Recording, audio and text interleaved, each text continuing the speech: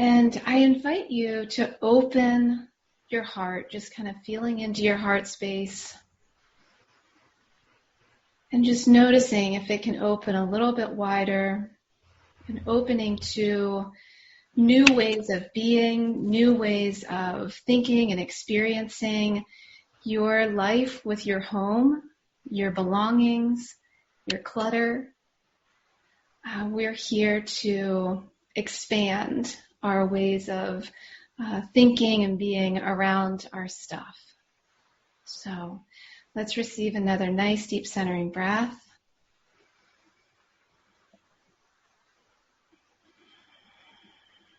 And with gratitude and compassion for ourselves and each other, let's move forward into the inner art of decluttering. And thank you so much for being here. Don't you love her? Don't you love her already? You're sweet, Pam. Thank you.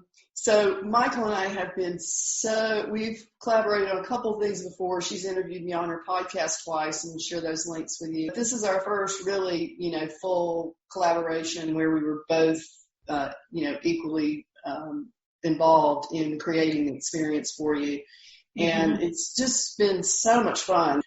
So again, this is Ask the Organizer, the Inner Art of Decluttering. And I'm Pam Holland with my co-host Michael Spencer.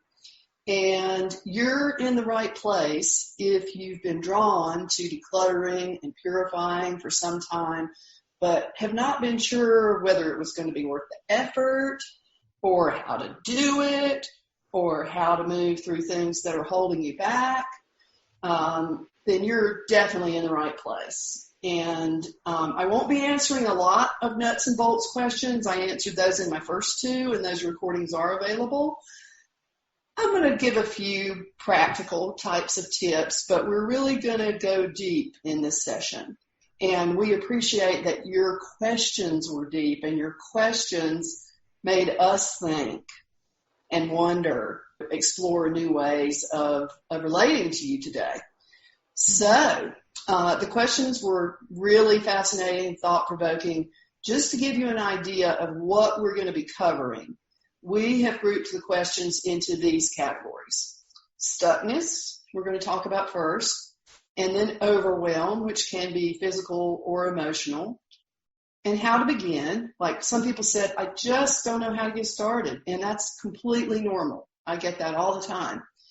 And then we're going to talk about self-criticism, beliefs, and self-talk. We're going to talk about sentimental items and attachments to things. We're going to talk about family and inherited things. We're going to talk about grief. And we're going to talk about time. And then in the end, we hope to talk about how to make decluttering exciting. We are going to be sharing the idea that the inner reflects the outer, and also the other way around. What you have in your home reflects the way you experience your inner reality. And we are hoping to move you into a different way of thinking and being that will open doors for a new reality, and share some ways to break old patterns, to listen to your body's wisdom, and to use all of your senses, and to be aware of getting stuck in repetitive patterns of thinking that go in a loop. Anytime you find your brain going in a loop, just try to stop for a minute and think, okay, not really getting anywhere here. So I sort of jumped ahead and didn't give us a chance to introduce ourselves. So I'm going to jump back. A lot of you know me. I am most often known as that decluttering lady. And for ever since 2005, I have been delighted to help people declutter their lives, their homes, their beliefs, their thought patterns. And I have worked mostly with heart-centered women, entrepreneurs, to free themselves from physical, mental, and psychological clutter. in order to make room for their passions to flourish, because, we're not doing this just to do this. We're not doing this to have a Martha Stewart home. We're doing it for a reason. And I want you to be thinking about that reason as we go along. What is your why? Your why is so much more important than your how. We can give you the how, but only you know your why. And like I said, I'm very excited to be here with Michael today, and I'll let her just tell you a little bit about herself. Yeah, thank you so much, Pam. So I'm Michael Spencer, and I know some of you, and there are lots of new faces for me, so I'm really excited to be answering your questions. And I'm a holistic declutter coach, and I own a virtual decluttering business called Let's Purify. So I help people to work through the overwhelm, confusion, and stuckness that so often comes with home decluttering. And I've developed a holistic method of decluttering called Purification, and that incorporates both the practical and logistical aspects of traditional decluttering with holistic approaches like intuition, mindfulness, emotional processing, challenging old beliefs, energy tools, and even spiritual practices.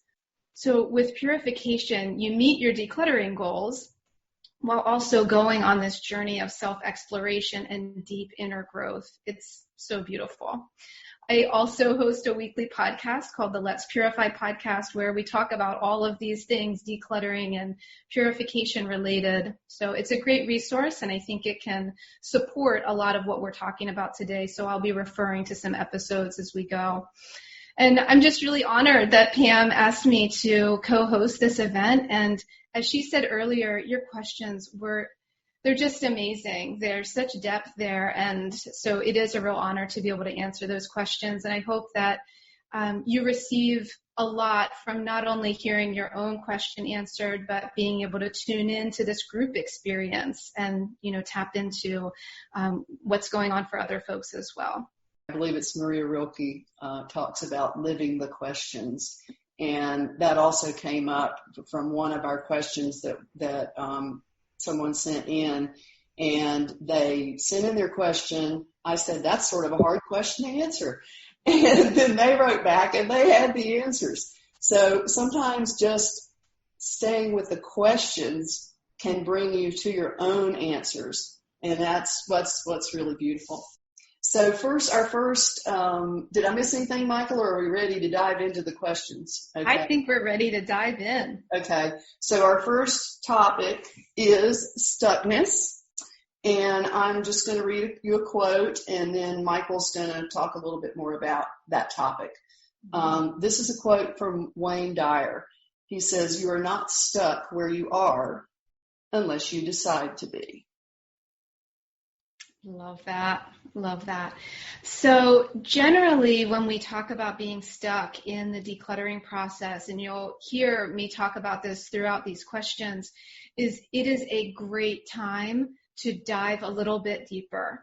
Because, when we get to that place of like, I don't know what to do next, or I'm stuck, it's so often we can get caught in our heads. And so this is a time where we can tap into our bodies, we can feel into our emotions, we can check in about what repetitive thoughts are happening. So just keep that in mind as we are going through this. And Pam, we didn't really talk about this specifically, and I think what we're doing is we're not going to identify the person who asked the question just to protect privacy. Right. So have your listening ears on so you can go, oh, wait, that's my question. But we won't be having conversation. We're just going to provide our answers. And then, of course, we can follow up via email or, check in a little later. So the first question around stuckness: why do I not care enough to do this even when I know I'd love the results? And I just love this question. I feel like probably everyone on this call can relate to that at some point in their process, myself included. So I think, again, this question really points to the need to do that deeper inner work. A lot of times we can have beliefs about decluttering that it's too hard, it's too overwhelming, it takes too much time, it's boring. And we can kind of tune in and go, okay, what is keeping me from doing this? And we can journal about what those that resistance is. We can meditate. We can really examine what are the deeper priorities. What is so important about those results? And just exploring on a deeper level, what is holding me back from giving myself this gift of a clear space to do whatever is so important to me, or even just having a more, clean and clear space when you open up a closet. So those are some thoughts about that. How about you, Pam? Yeah, my thought was if what you're wanting to tap into is the results that you will love, right? I would suggest that you spend some time envisioning those results. Don't even do anything. Just when you go to bed at night or when you wake up in the morning, those are really fruitful times because you're slightly still asleep or going to sleep, for your subconscious to get in touch with that vision. And we'll probably say that over and over and over again, get in touch with your vision. But it's important, and it's a part of that why. So those were my suggestions about that. Notice whether you're feeling stuck because of competing priorities. That's often the case. Or because of strong emotions. Or just a sense that it'll be hard. And you're going to notice that we're going to be posing a lot of questions, and it may be frustrating to not be able to answer them, but answer them for yourselves. And we are considering and pondering whether we might create some sort of follow-up group experience after this. And so we'll give you a chance at the end to let us know whether that's something you might be interested in. It's not. It's a little infant idea at the moment. So then Michael's going to take our next stuckness question. And again, I think this one is also one that a lot of people can relate to. This question is, I've been homebound for 3 months. Not a single shelf or closet got rearranged, just stuck. And so many of us have been homebound for the past 3 months due to the COVID quarantine. And I'm curious, and again, this is sort of rhetorical and for you to feel into your own experience, but what has that COVID quarantine experience been like for you? And now we also have protests in response to George Floyd's death and, other things coming up around racial tensions. And for many, many people, this has been such a stressful, unfamiliar, and anxiety-provoking time. And so taking on decluttering right now can be potentially overwhelming and emotionally flooding. When we declutter, it requires us to open things up that have been closed down for a long time, if we're talking about decluttering a closet or the backs of drawers. And so when we start bringing that stuff out and examining it, it can be very chaotic. So to do that at a time when there's so much chaos happening in our culture, in our society, can be overwhelming. So that's one aspect of that. I have a podcast episode, and we will provide an email later with all of the episodes and blog posts and things that Pam and I refer to. So episode 69 is the pros and cons of decluttering while homebound. So that may give a little bit of perspective as well.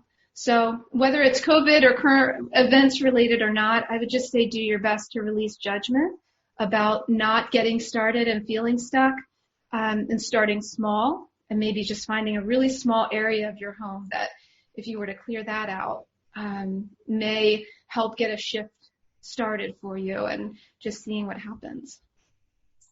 Yeah, and Michael refers to those small areas as micro areas, and I don't think it takes a whole lot of explaining, to pin down on that. But if people do have questions about it, it's about, finding just a small area to address so that it's not so overwhelming. And piggybacking on Michael's comments, I want to, invite you to think about, if you are feeling stuck, has this stuckness always been something you've struggled with? or is it new? If it's new, it could be related to some of this unrest that's going on. And if it's not, then you may want to do an exploration of that, of, how this has been a pattern for you. Perhaps you're in a different chapter in your life today. I mean, we do move through totally different phases of our lives, from being, free, fancy free and no partners or no children, to sometimes having children, sometimes exploring careers. And so the stage of life that you're in is going to make a big difference in what's important to you, what's important for you to hold on to. And sometimes people hold on to things that represent past stages of their life, but that are truly no longer bringing them joy now. And that doesn't mean that you can't hold on to things from your past. It's just being aware of whether they are serving you now, whether they're bringing you joy or not. I mean, if you have something from Aunt Sally who was always very critical of you, and you feel like you have to keep it just because she gave it to you as a gift, you might want to re-examine that. If every time you look at it, you think about me and Aunt Sally. Let's see, Michael, you're going to read the next question for us. Yeah. How do I deal with my sense that my attachment to things is real, i.e. gives me a real sense of security and expected future enjoyment, but at the same time, it feels like it is holding me back from creating more flow? And again, love this question, such good insight into these contrasting experiences. And as humans, we do need some things to survive and to live a comfortable life. So it's really normal to experience some attachment to our belongings. And what I would suggest is starting to notice which individual things do you feel an attachment to, rather than just attachment to things as a whole or in general, because that can start to create some openings where it's like, oh, I could definitely let go of this thing over here. I don't really have a big attachment to that. What I do have attachment to is maybe things connected to family or inherited items, whatever that happens to be. So, and then specifically to this question, which things do you feel are holding you back from creating more flow? So by, which specific attachments do you feel like are holding you back from that flow? And, do these things give you that sense of security? So really, as we've already been kind of tapping into, journaling this, exploring it on a deeper level. I feel like I just want to give everybody another chance to receive a cleansing breath. Some of you got on a little late and may have missed the opening centering. So if you need to take a moment to center, go ahead and do that. We're not quite to our stretch break yet, but we will get there. So the next two questions are also about stuckness, but they relate to stuckness when moving. We had two people who were planning to move, and they specifically had questions about that. And first I want to say that if you look at any list of the most stressful things that people can experience, moving's on every single list. Okay. And so is, along with divorce and losing a spouse and all of those things, moving's right up there. So you're not alone, and there's nothing wrong with you if you're feeling a little stressed around moving. But moving is also just an incredible opportunity. And I know we have at least one person on this call who I've helped to move twice. So we can attest to how stressful that can be when your boxes fall apart. So the first question says, I'm preparing to move in August. I'm going nuts because while I've successfully decluttered a lot of stuff, I don't seem to know what to do next, what the next step should be. This is causing me a lot of anxiety, and I can't think straight. So Michael's going to speak about that. Yeah. So, as Pam was talking about, moving is naturally a really stressful experience. And So my first piece of guidance around this would be to be sure that you're giving yourself space to really feel and express the emotions around the move. Maybe there's sadness or grief about leaving the current home, or fears about what's coming next. And sometimes if we've kind of blocked those emotions or suppressed those, they can come out in other ways. So it may come out in anxiety or frustration about what's going on and not being able to think clearly. And I would also say, to really lean into your successes. You're saying you've already successfully decluttered a lot of stuff, acknowledging what you've already done, because that can give you some confidence to discover what those next steps are. And then the last thing I can say about that is we often have the answers within us when we slow down and get calm. And when we're on a tight timeline, we often don't give ourselves that, even if it's 5 minutes. So, maybe setting a timer for 5 or 10 minutes and simply being in your space among your belongings and just looking and listening and getting quiet and asking yourself, what is the next step? And just allowing that to bubble up from within. And I just want to say that, I believe you're probably wise enough to notice that these suggestions that Michael just made, they can apply to a lot of things besides moving. Just slowing down, give yourself time to feel the emotions. What you may not be moving or ever planning to move again. And these suggestions are still going to be helpful to you. So the next question about moving says, I've spent the last year cleaning and giving stuff away, but since we will be moving from a house to an apartment, there will never be enough space for all that I have left, which is about half of what it was a year ago. I don't think I can get rid of anything else. So I just want to say that I am breathing with you as you're navigating this. It's a lot of work to do this letting go process, especially when there's so much stuff and you need to try to fit it in a smaller space.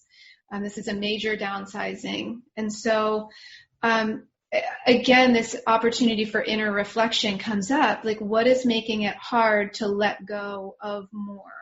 Is it attachment? Is it sentimental connections? Is it the security that comes with belongings, as we had addressed in another question? And maybe it's, dang it, this is my stuff and I don't want to give up more. And I can tell you, I've heard my mom saying that because she's downsizing right now. And it's just, she's going from a huge space to a much smaller space. And it's just, that natural kind of foot stomping of like, no, I don't want to.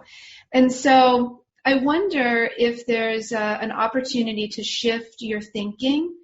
It can be really powerful when we tap into new thoughts and even when we notice our repetitive thoughts.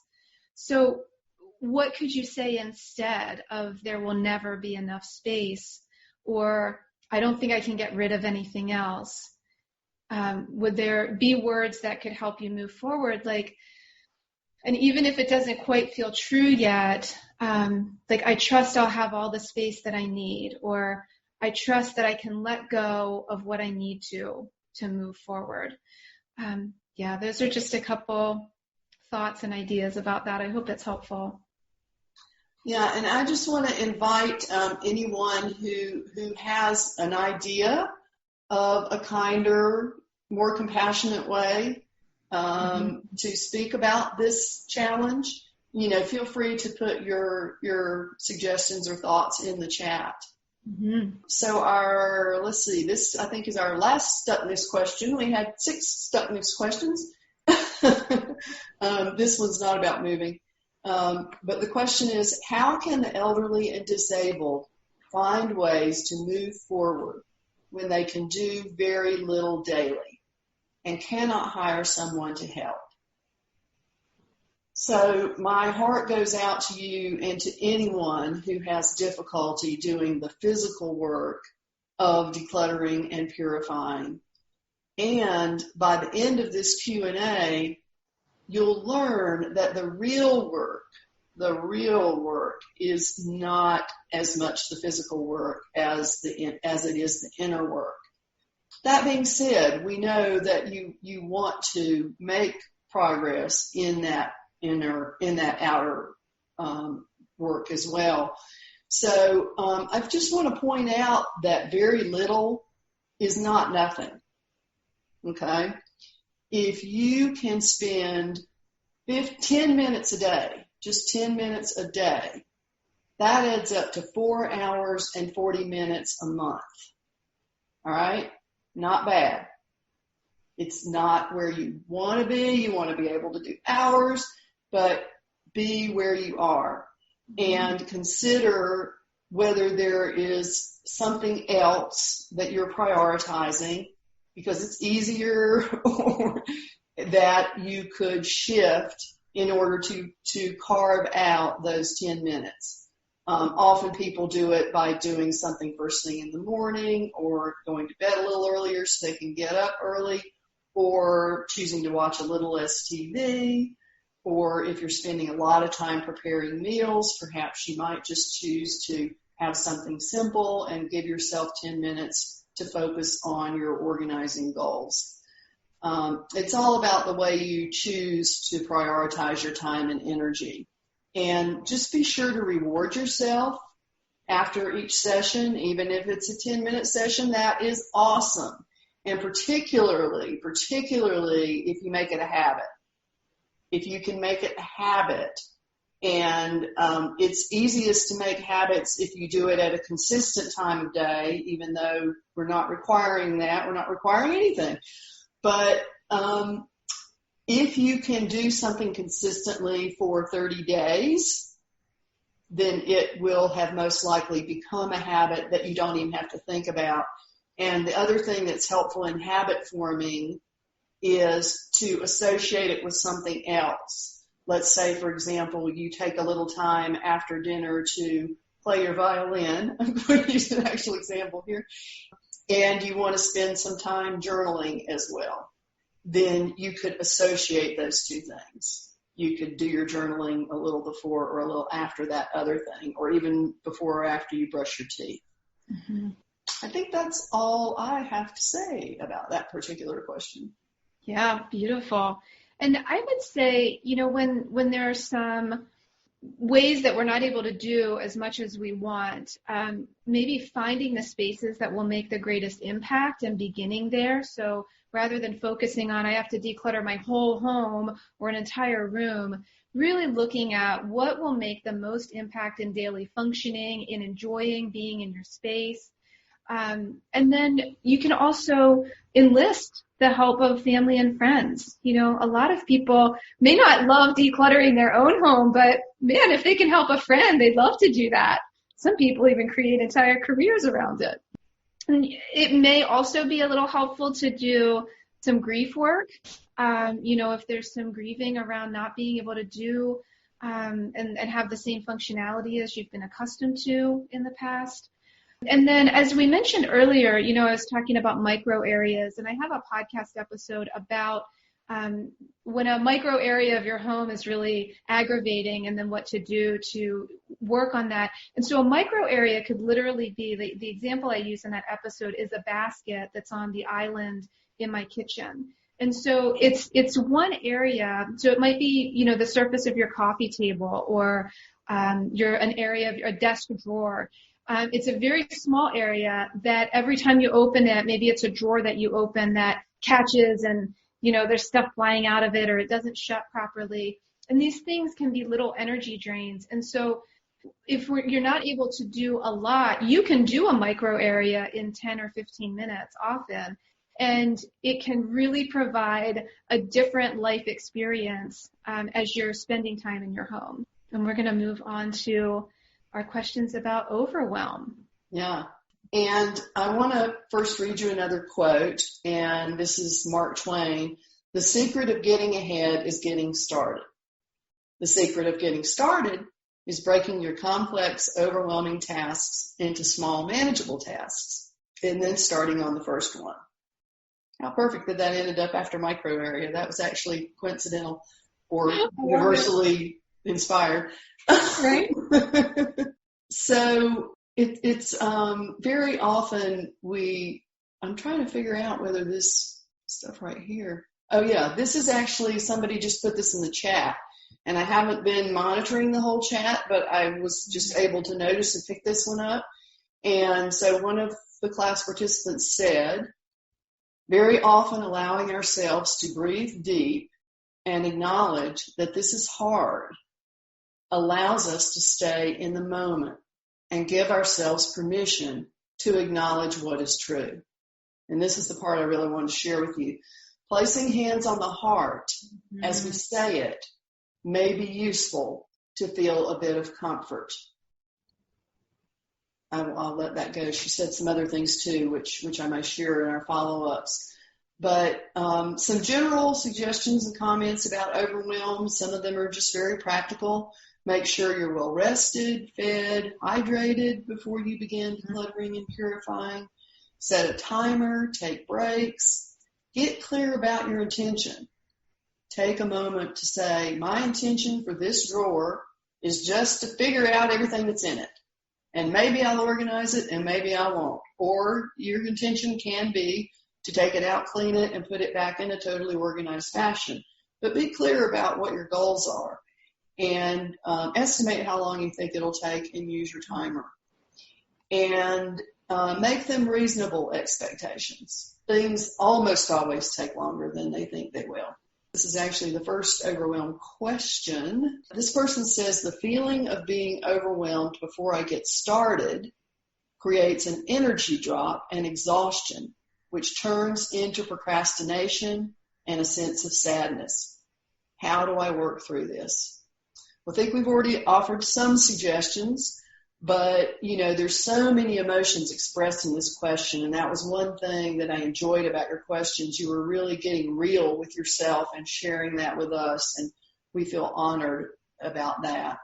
And, kudos to you for acknowledging those difficult feelings and looking for support in addressing them.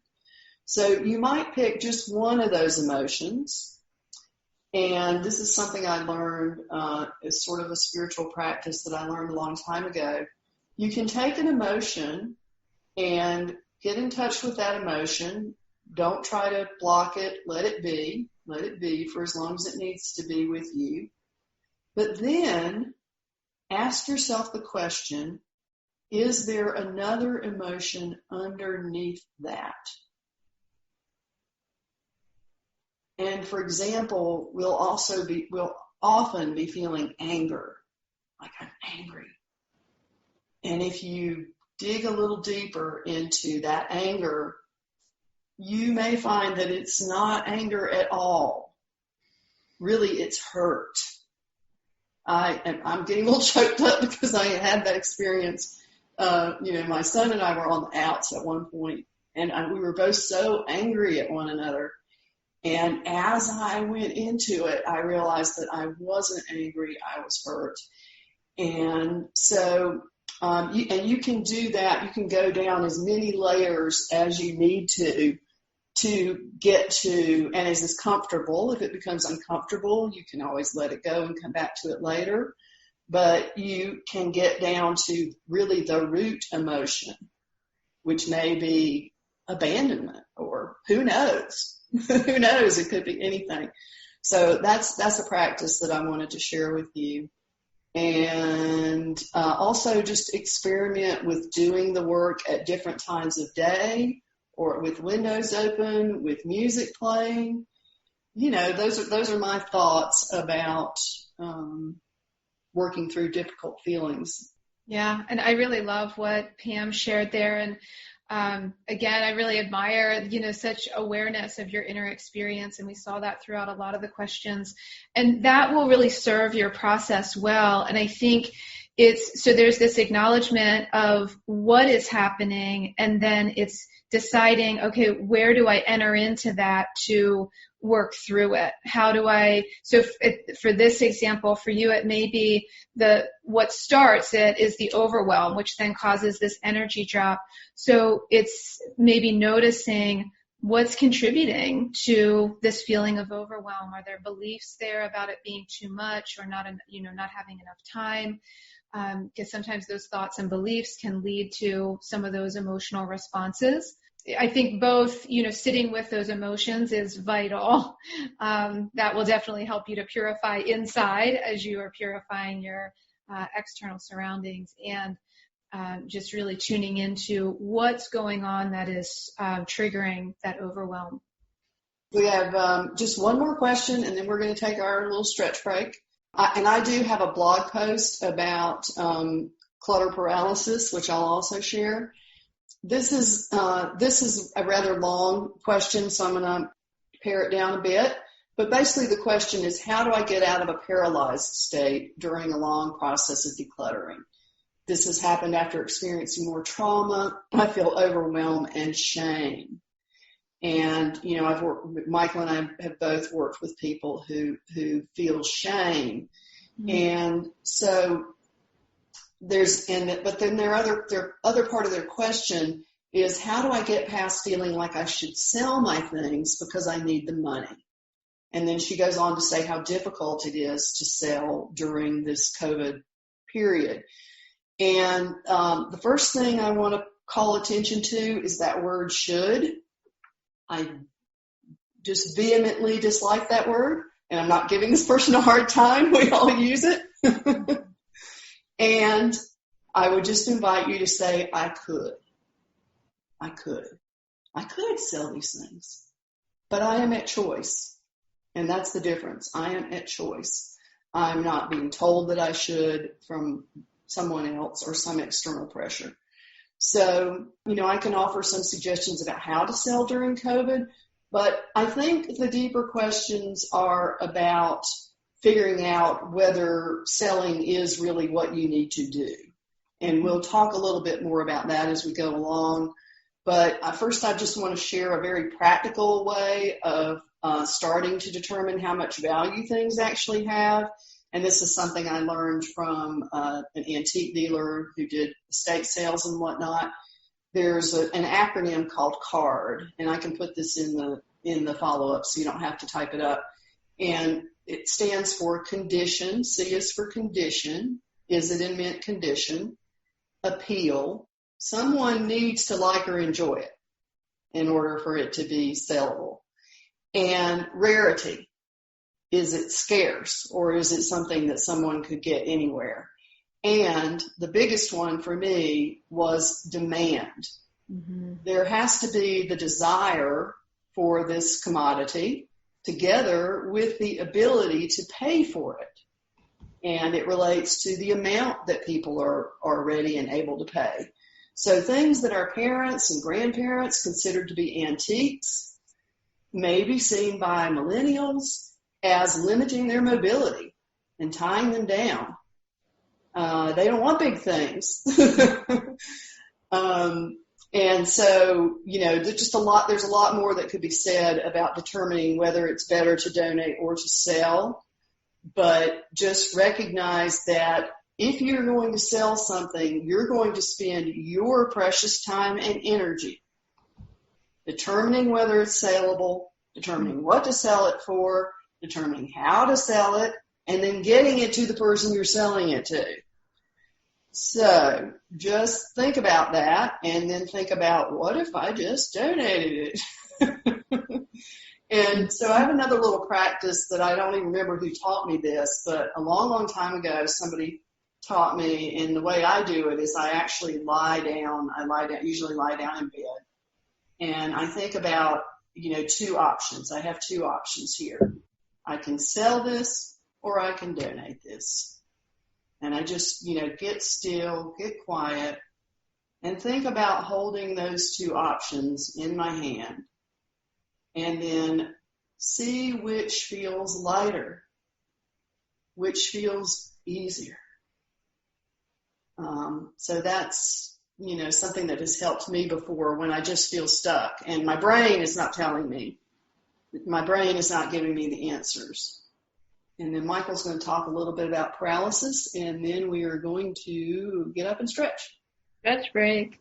So I would, and I love all those things, and Pam, that CARD acronym is new for me, so thank you. I'm looking forward to jotting that down. When we're feeling paralyzed, which I would say is like extra stuck, I think that's a great time to go into the body and really feel what it feels like to not be able to move. Really be with it. And then slowly starting to move your body, because you're not literally paralyzed. It's just how you're having a really, really hard time moving forward. So if you start to move your body, feel what it feels like to move on purpose and with intention. And there is such power in taking some of these concepts that we have in our minds and putting them into our bodies. And then you can also do this with specifically with your decluttering process of sitting in a room that you're decluttering and really feel that paralysis in the body, feel that stuckness, see it in the fact that maybe there's piles and boxes of things that haven't moved for years, and then begin to move. Begin to move those objects. Open a box, take a lid off, open a door, do something. And then if you have, decluttering and purifying resources that have worked in the past for you, because it sounds like there's been some successes in this question, tuning into that, remembering that feeling of past successes as we talked about earlier, and allowing that to fuel the movement to move forward.